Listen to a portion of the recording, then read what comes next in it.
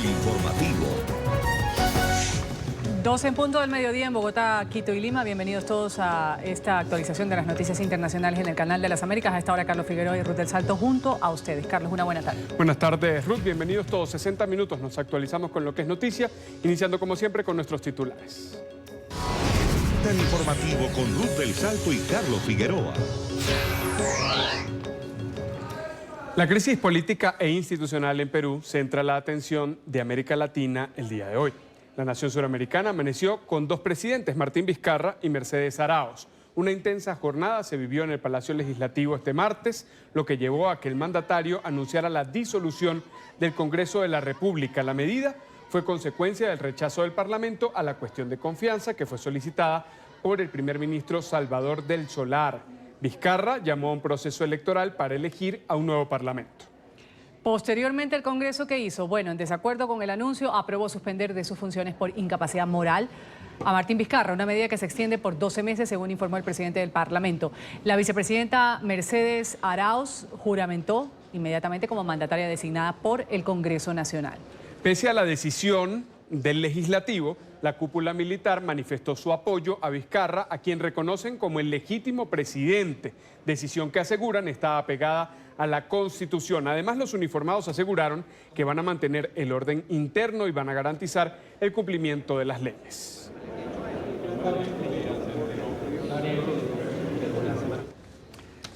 Y esta situación en Perú ha sido calificada como la mayor crisis política de este siglo. La sede del Parlamento permanece a esta hora bajo un amplio operativo de seguridad. Aunque el Congreso fue disuelto, no quedó totalmente cerrado. Según la Constitución peruana, se mantiene el funcionamiento de la Comisión Permanente con 27 miembros. La mayoría de ellos son opositores. A esta hora, las protestas continúan frente al Legislativo.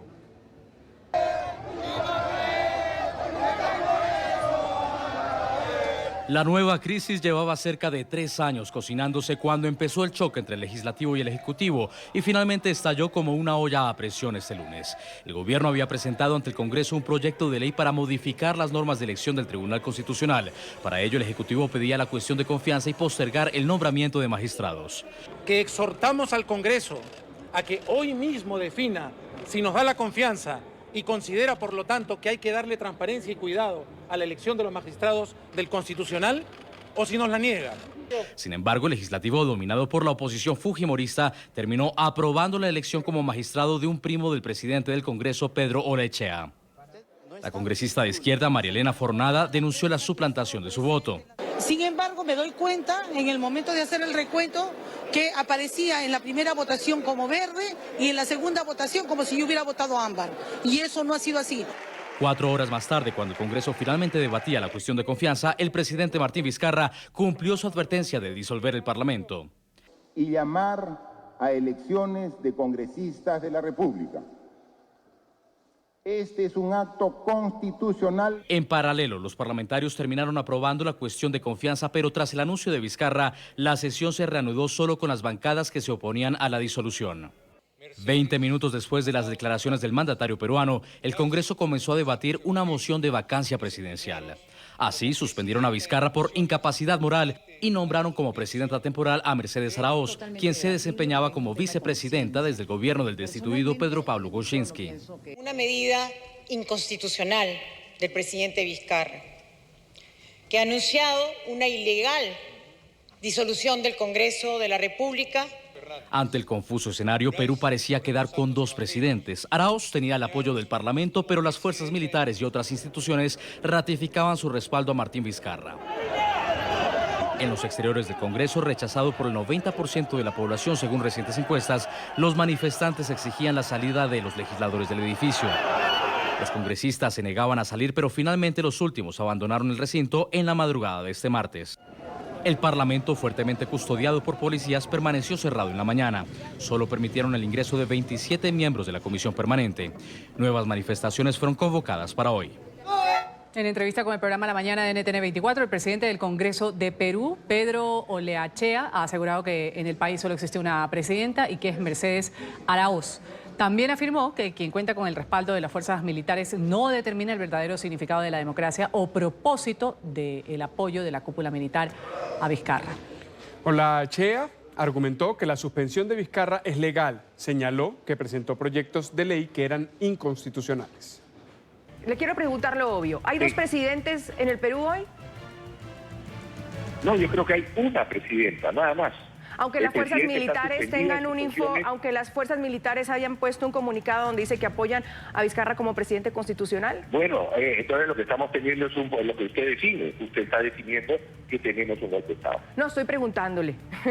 Estoy preguntándole porque basándome en el comunicado de las fuerzas militares. Que la democracia, si a usted le parece que la democracia se determina por quién tiene las fuerzas militares, ya usted está definiendo el golpe de Estado. En este momento la legalidad es lo que define la presidenta de la República. O sea, el presidente ha sido cesado en sus funciones y ha sido votado con anterioridad a la que él haya disuelto el Congreso. Perfecto. Entonces, la disolución del Congreso no tiene las firmas porque el gabinete renunció. O sea, vale decir que habría que revisar la legalidad del instrumento que él pone para disolver el Congreso.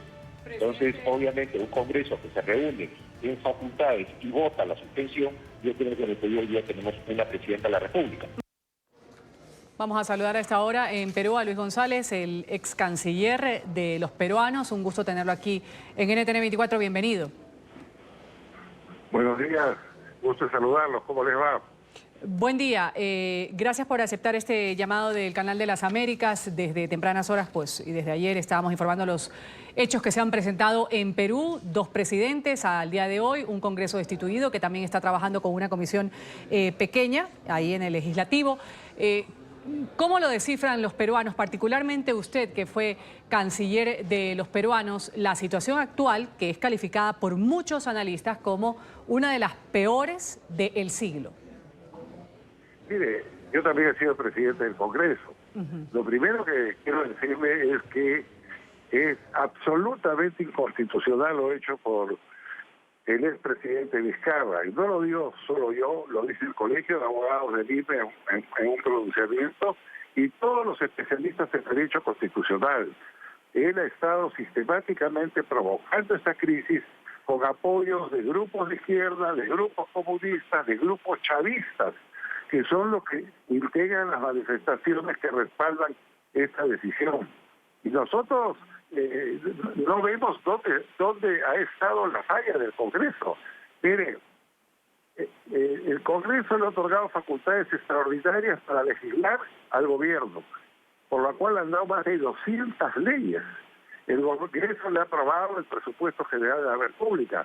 Cuando se le pidió una ley de emergencia para atender a las zonas afectadas por los desastres naturales, en el día se la dieron y le entregaron 25.000 millones de soles que hasta ahora no han gastado sino el 20%.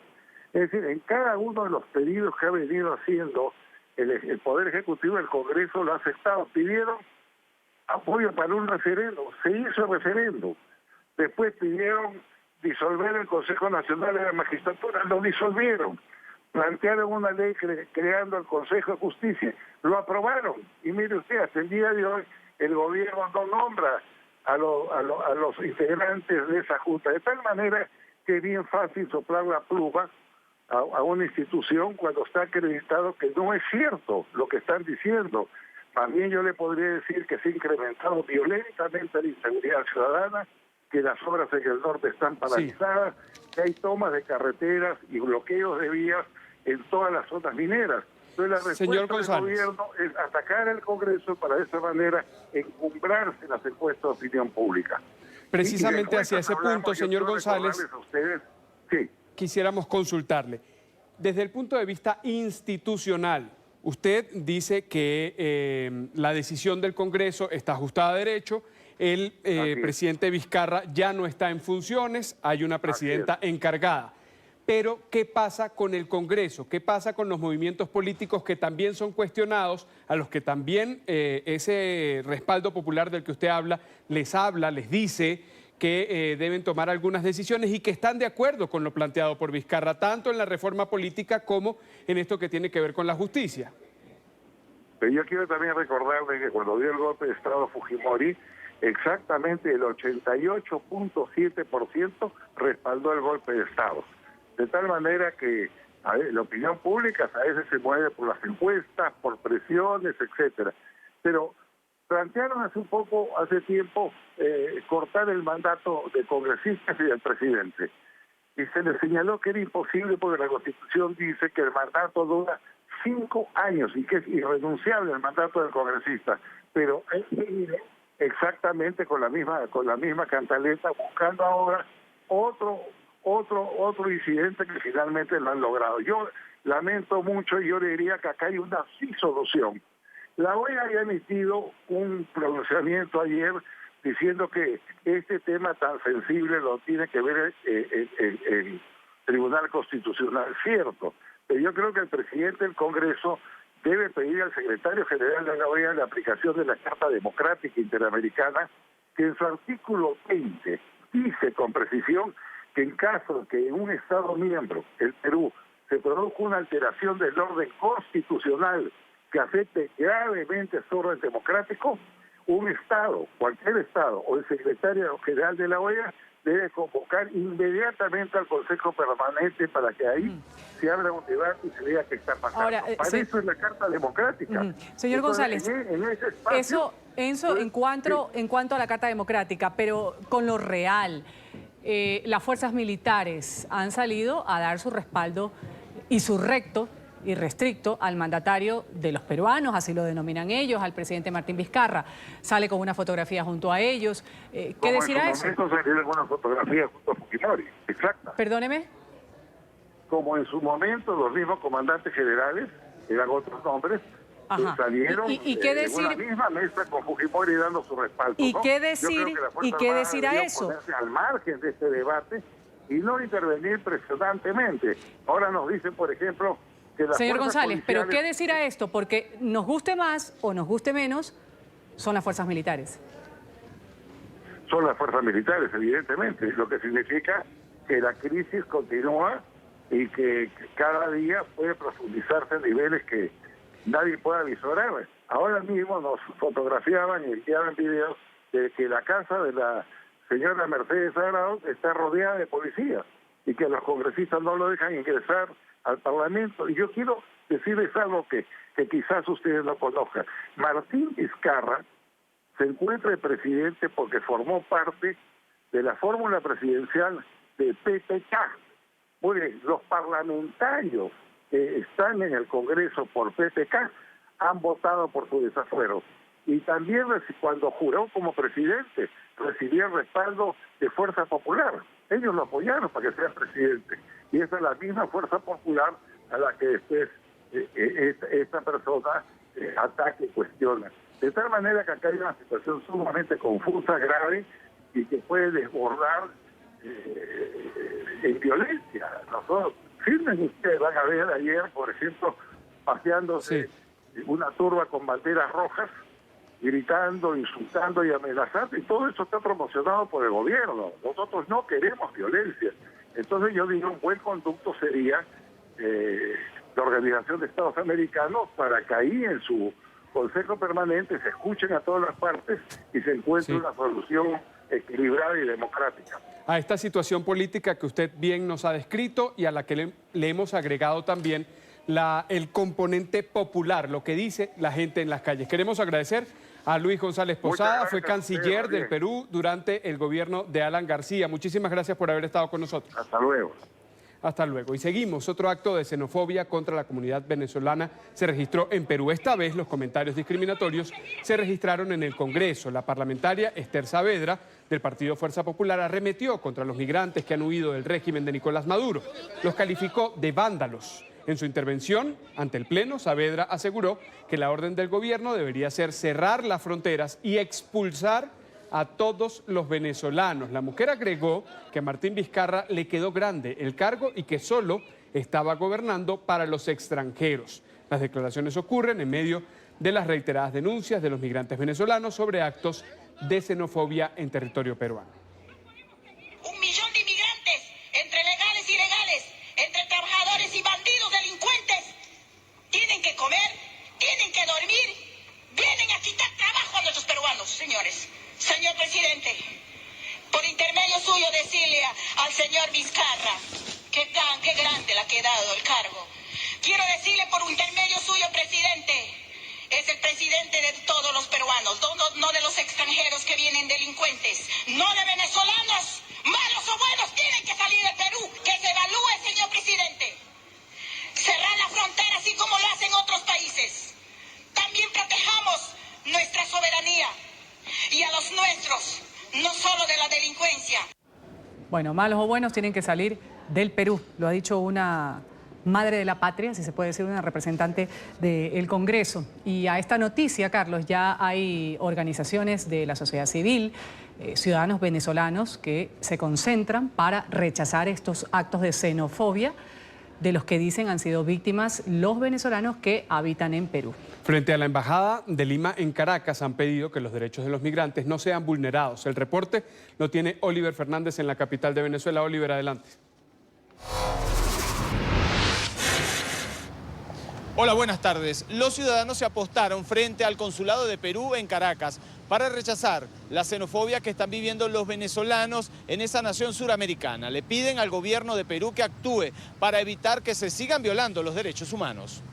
O sea, por eso que apelamos a la humanidad. O sea, el que se fue del país se fue con una ilusión de darle una mejor calidad de vida a sus hermanos aquí en esta tierra. Se fue buscando una mejor garantía de educación para sus muchachos. Pero no solo eso, es que el problema no solo es el problema del trabajador. El problema es que el que se fue está buscando una condición humana de supervivencia. Ni siquiera de sobrevivir o de vivir, sino de supervivir. O sea, superar su crisis propia. Entonces, lo lógico es apelar a la humanidad. Responsabilizan a Nicolás Maduro de provocar una crisis humanitaria sin precedente, obligando a los venezolanos a huir de su país. El que se está yendo para allá a Perú, el que se está yendo a Colombia, el que se está yendo a Chile, no es solamente el chavista, sino también hombres y mujeres que vienen de la oposición tradicional, que se cansaron y se agotaron y están buscando una salida porque la crisis económica está asfixiando a todos los venezolanos, no está asfixiando a un solo sector. Ciudadanos peruanos que hace más de 20 años vinieron a Venezuela huyendo de la crisis, hoy se encuentran en largas filas frente al Consulado de Perú para devolverse. Aseguran que Venezuela no es aquel país próspero que los cobijó. También rechazan la xenofobia y señalan que jamás fueron maltratados en esta nación suramericana. Realmente yo no quería salir de aquí del país. Como le digo, yo me considero venezolano. Por todos los años que tengo viviendo aquí, amo a Venezuela, pero nos lleva a esta situación, pues. Es decir, usted ahora se devuelve a su país buscando un mejor futuro. Más que todo para mis hijos. O sea, recuerda que como padre uno lucha por los hijos. Ahorita, en esta situación, por los hijos. ¿Cuántos años tenía acá? Más de 35 años. ¿Qué se siente tener que devolverse? Mira, no te puedo decir que es comenzar de nuevo, pero trato en lo posible de continuar, pues. ¿En algún momento usted fue maltratado? No, gracias a Dios no, y de verdad eso lo agradezco muchísimo. En las puertas del Consulado de Perú en Caracas también encontramos a un joven que supuestamente fue maltratado en el Perú. A mí me secuestró la policía de Perú, la DIPINCRI de Perú. La justicia de Perú quiso incriminarme en un delito que no cometí. Me torturaron psicológicamente para que firmara un documento aceptando que yo era el asesino de una persona. Duré 15 días retenido, sin orden judicial, sin pruebas, sin nada. Me metieron en un cuarto ahí y ahí duré 8 días encerrado. No tuve contacto con mi familia.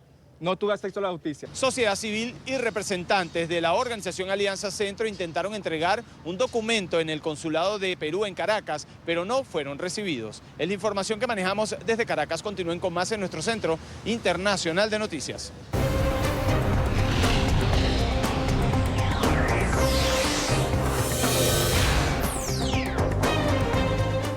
Ola de indignación, de dolor también en Colombia por imágenes donde niños y sus familias están hurgando en la basura, comiendo los desperdicios en Puerto Carreño, en el departamento de Bichada, un sitio fronterizo con Venezuela. El impresionante reportaje que hizo nuestro canal aliado Noticias RCN en Colombia conmocionó al país. Organizaciones defensoras de la infancia reaccionaron. Por orden del presidente Iván Duque, altos funcionarios se han trasladado hasta ese lugar para atender la situación. 25 minutos después de iniciar la grabación en el basurero, ocurrió la escena del niño de la gorra amarilla y el plátano que encontró en la bolsa.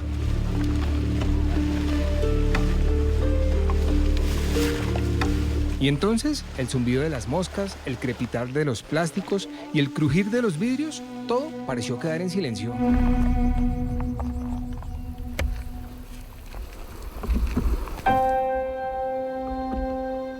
Mediodía, sol en su punto más caliente.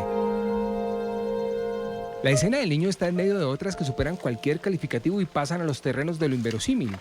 Personas que escarban en la basura, personas que buscan algo que les pueda servir en esta montaña de desperdicios, moscas y olores, personas que comen cualquier mendrugo que aquí encuentran. Es mediodía y ocurre en Puerto Carreño, la capital del departamento de Vichada, en Colombia. Pero esta historia tiene un inexplicable aún más hondo. Entre el grupo que busca sin protección alguna en el cerro de desperdicios, plásticos y podredumbre, no solo hay un niño, son varios. El pequeño de la gorra amarilla, y también está la niña del vestido rosa, o el niño de camiseta blanca, o el niño de suéter con capucha, que es el único que no ingresa a esta zona. La tragedia no es solo por estar aquí en el basurero de Puerto Carreño, comparten esa desgracia adicional, comer algo que alguien bota. Ocurre a pesar de las alertas de la Defensoría del Pueblo y aunque todas las autoridades saben que está pasando desde hace por lo menos un año, pero nadie hace lo suficiente para impedirlo. En la ciudad, la población indígena ha aumentado en los últimos años. Se cree que la crisis en Venezuela tuvo como consecuencia el aumento de las migraciones de indígenas venezolanos o colombianos que llevaban allí varias décadas. Las comunidades tienen el carácter binacional. En esta capital se agrupan al menos 7 invasiones identificadas por la propia alcaldía local. Una de ellas, los Amorúa, que están allí cerca al basurero.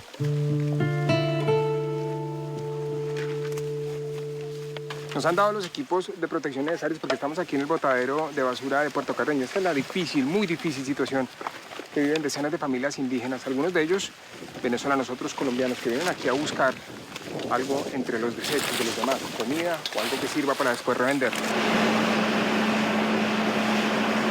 Dicen los operarios de aseo que siempre que llega un camión ocurre lo mismo, la fila de indígenas listos para buscar entre los paquetes. Aquí, este joven de amarillo parece darle indicaciones al que viste de verde sobre lo que va a ocurrir a continuación. Inicia la descarga de basura. Caen los desechos. Los muchachos que estaban encabezando la fila toman direcciones contrarias en torno a la montaña que se va formando. Eligen bolsas con rapidez. Es una absurda competencia. Los operarios lanzan voces de advertencia.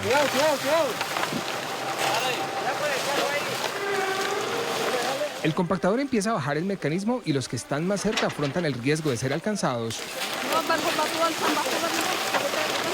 Algunos, como esta mujer, no elige una bolsa, sino que prefiere buscar directamente en la basura que viene suelta. Entre el grupo aparece el niño de blanco que ayuda en la tarea de seleccionar las bolsas que luego serán inspeccionadas una a una.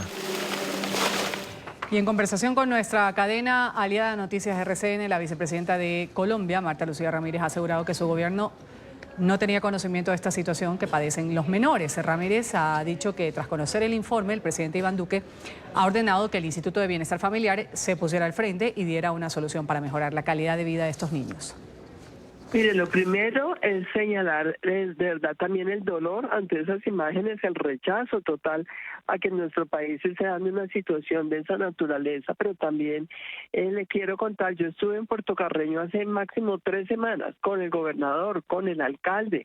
Ninguna persona de la comunidad mencionó una situación de esta naturaleza y sí es muy importante que los niños sean realmente el centro de toda la atención en materia de política pública, pero también de la sociedad, de la comunidad. Cualquier cosa que afecte a un niño se le tiene que avisar de inmediato a las autoridades y las autoridades proceder. La directora de Bienestar Familiar está en este momento camino para Vichada por instrucción del presidente de la República. Una situación que preocupa. El defensor del pueblo de Colombia, Carlos Negret, hizo un llamado a las autoridades gubernamentales para atender esta emergencia. Afirmó que lamentablemente no se conoce el número de indígenas que atraviesan por esta crisis.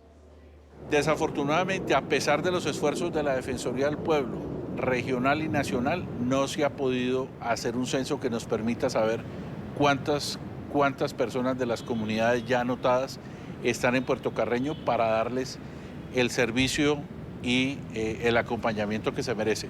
Pero lo que no puede seguir ocurriendo es que con estas imágenes que tiene RCN, ver la indignidad y la necesidad de estas comunidades en Puerto Carreño. Otra polémica llamada. El gobierno de Australia confirmó que el presidente de los Estados Unidos, Donald Trump, se comunicó con el primer ministro Scott Morrison para supuestamente desacreditar la investigación sobre la interferencia rusa en las elecciones presidenciales del 2016. Así es, esta controversia crece al conocerse además que el secretario de Estado Mike Pompeo habría estado presente durante la conversación telefónica que sostuvo Trump con su homólogo de Ucrania y lo que motivó pues un proceso de investigación de juicio político. Enseguida saludamos con este tema en Washington, Emiliana Molina. Emiliana. Hola, ¿qué tal? Muy buenas tardes. Pues surgen nuevos detalles en esta investigación que podría terminar en un posible juicio político contra el mandatario estadounidense Donald Trump. Resulta que el secretario de Estado Mike Pompeo, tras negarlo varias veces, sí estaba presente escuchando la conversación entre el presidente Donald Trump y su homólogo ucraniano.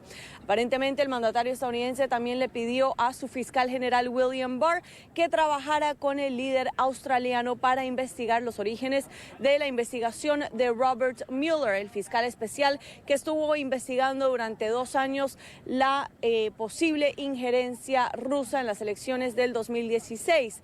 También resulta que el mandatario estadounidense ha continuado escalando las críticas en contra de los demócratas, en especial el presidente del Comité de Inteligencia, Adam Schiff, quien es uno de los principales investigadores. ¿Por qué el congresista Adam Schiff no está siendo imputado por fraudulentamente inventar una declaración y leerla ante el Congreso como si esta, que fue muy deshonesta y mala para mí, hubiera sido pronunciada directamente por el presidente de los Estados Unidos? Esto jamás debería ser permitido. Sí, es una situación muy complicada. Lo último que escuchamos es que el comité de la Cámara de Representantes ha pedido a Rudy Giuliani, que es el abogado privado personal del presidente, que estaba realmente presionando a los oficiales de Ucrania para que dieran seguimiento a la investigación. Así que se está complicando y ese es el siguiente paso. Lo de Pompeo también es muy complicado porque él lo negó y lo negó repetitivamente en todas las entrevistas que se hicieron el día que sale el documento donde describen la conversación. Entonces se nota, ¿verdad?, que hay una manipulación y están ocultando realmente lo que ha pasado. Esto está complicándose, ¿no? Porque William Barr, el fiscal general, está haciendo una investigación de cómo se envolvieron las entidades de inteligencia, la CIA, Seguridad Nacional, en la investigación de las elecciones del 2016, la intervención de los rusos. Y está el problema de Ucrania, que está unido a esa investigación, pero específicamente tiene que ver con los fondos que el Congreso de los Estados Unidos había asignado para la defensa de Ucrania. Eso es seguridad nacional, ¿no? Hay unos fondos del Congreso, hay una decisión del gobierno y Trump y sus aliados de manera privada, para los beneficios privados de la reelección del presidente, lo están tratando de manipular. Así que estamos con 2 historias paralelas que en momentos se unen. Y en las últimas horas, Rudy Giuliani, el abogado personal del Ejecutivo, recibió una citación de parte del Congreso. Este es uno de varios funcionarios de la administración de Donald Trump que ya han recibido citaciones y se espera que estos documentos continúen llegando a funcionarios de la Casa Blanca mientras avanzan los demócratas con las investigaciones que podrían terminar en un posible juicio político en contra del Ejecutivo. Esta es toda la información que tenemos desde la Casa Blanca. Emiliana Molina para NTN 24.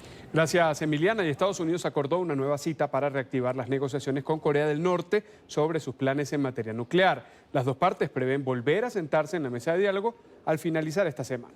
Desde febrero, recordemos, los diálogos entre Washington y Pyongyang estaban en un punto muerto tras el fracaso de la cumbre de Trump y Kim en Vietnam.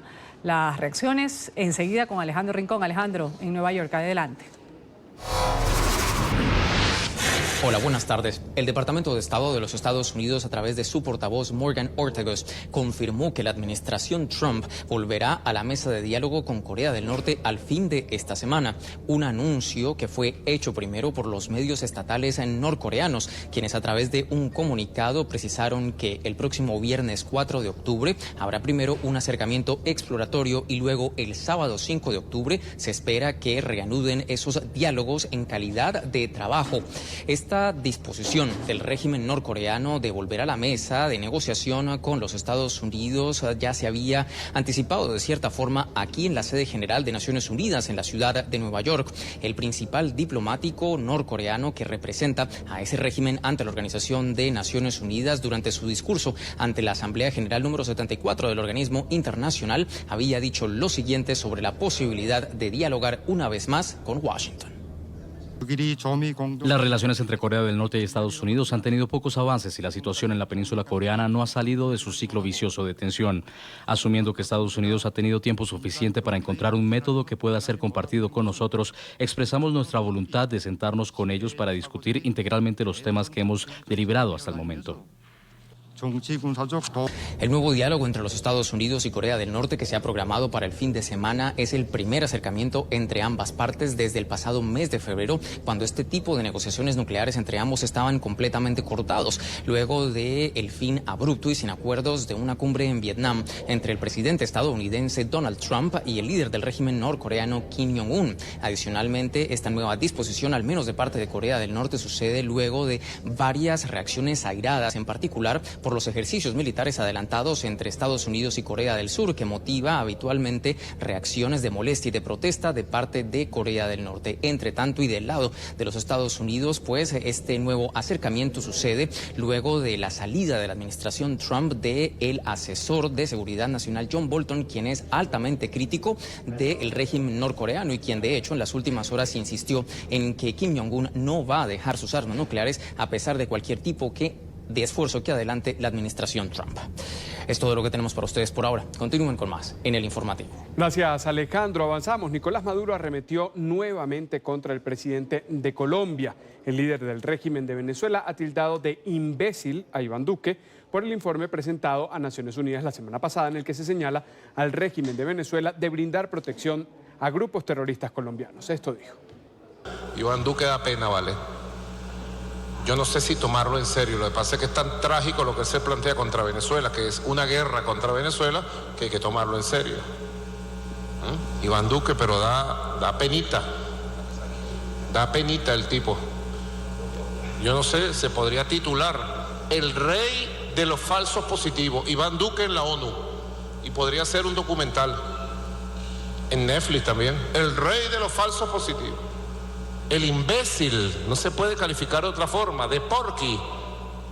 O sea, entiéndase, el imbécil de Iván Duque fue y presentó un documento y las fotos todas son falsas, como tienen que ser, porque la guerrilla es un fenómeno colombiano de 70 años. Continúa la incertidumbre sobre el paradero de los restos del cantante mexicano José José, quien falleció el fin de semana en Miami. La hija menor de este artista, Sara Sosa, y su madre han estado el lunes en una funeraria en la Florida, donde se estaría adelantando la velación del cuerpo del príncipe de la canción.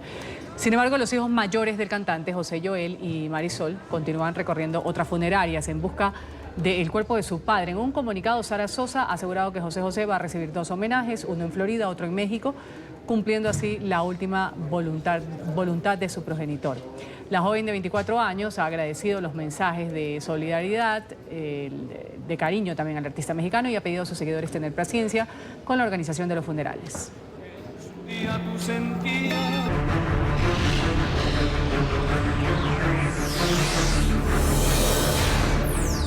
Una persona muerta, 10 heridas ha dejado un ataque en una escuela en Finlandia. Según reportes de las autoridades, un estudiante ha llegado a la escuela técnica de la ciudad de Kuopio y ha agredido con una espada a todas las personas con las que se cruzó. Antes de ingresar al aula, este sujeto golpeó y apuñaló a una mujer que falleció debido a la gravedad de sus heridas. La policía ha abierto fuego contra el sospechoso para detenerlo. El autor del ataque permanece hospitalizado. Una cámara de seguridad captó el momento en el que un puente colapsó en una población del noreste de Taiwán. Al menos 20 personas resultaron heridas y 6 han sido reportadas como desaparecidas. La estructura, como ven, cayó sobre varios barcos pesqueros. En el momento del incidente, un camión cisterna pasaba sobre el puente de 140 metros de largo que fue construido en el año 1998 sobre un concurrido puerto. Hasta ahora se desconocen las causas de este siniestro. Al menos 15 personas heridas, 30 detenidas. Esto deja un nuevo enfrentamiento registrado el día de hoy entre manifestantes y agentes antidisturbios en Hong Kong. Las actividades con estos activistas pues se vio interrumpida, salieron a las calles a protestar aunque no contaban con autorización policial. Ellos buscaban conmemorar lo que llamaron Día de Luto Nacional, mientras que en la China continental se celebraba el aniversario número 70 de la Fundación de la República Popular. Las marchas que inicialmente comenzaron en junio a raíz de una polémica propuesta de ley de extradición, ahora exigen mejoras en los mecanismos democráticos. Y esto ocurrió después de que el presidente de China, Xi Jinping, asistió a las celebraciones de los 70 años de la Fundación de la República Popular. Miles de personas llenaron las tribunas que fueron instaladas en la plaza de Tiananmen para los festejos del aniversario. Los actos comenzaron con un multitudinario desfile militar considerado el mayor en la historia del gigante asiático. Allí el gobierno, en medio de la escalada de tensiones con Estados Unidos, expuso su armamento y los equipos hasta ahora nunca vistos, entre ellos misiles hipersónicos, drones y bombarderos. El primer ministro de Reino Unido, Boris Johnson, va a revelar próximamente los detalles de un nuevo plan del Brexit que presentará a los líderes de la Unión Europea. Según han afirmado hoy medios británicos, su gobierno propondría una alternativa a la llamada salvaguarda irlandesa, pensada para evitar una frontera física entre las dos Irlandas. Su estrategia incluye la creación de centros aduaneros que permitan hacer los trámites a través de dispositivos móviles con la ayuda de GPS. Reino Unido abandonaría la Unión Europea el próximo 31 de octubre y hay temores de que la desconexión ocurra sin un acuerdo previo con Bruselas. Sorpresa al final del desfile de la marca Chanel en el marco de la Semana de la Moda en París. Una comediante francesa identificada como Marie Benoît asombró a los invitados. Se infiltró entre las modelos y dio una vuelta alrededor del set. Esta modelo estadounidense, Gigi Hadid, la escoltó y la sacó de la pasarela. La mujer confirmó que su presencia no fue planeada y que después del espectáculo los guardias de seguridad se la llevaron hasta la salida. Gracias, Eduardo. Y antes de cerrar, el actor estadounidense Tom Cruise llegó a Ucrania para buscar locaciones para el rodaje de su nuevo proyecto cinematográfico. El presidente ucraniano mantuvo un encuentro con el artista en Kiev y aprovechó la oportunidad para relatarle a Cruise su propia experiencia en el cine. El mandatario de 41 años forjó su popularidad como actor en la serie de televisión El Siervo del Pueblo, en la que interpretaba a un profesor de historia que llega a la presidencia del país. Gracias a todos por su sintonía. En una hora nos vemos con una actualización de los hechos mundiales. Sigan informados en nuestro sitio web ntn24.com. Feliz tarde.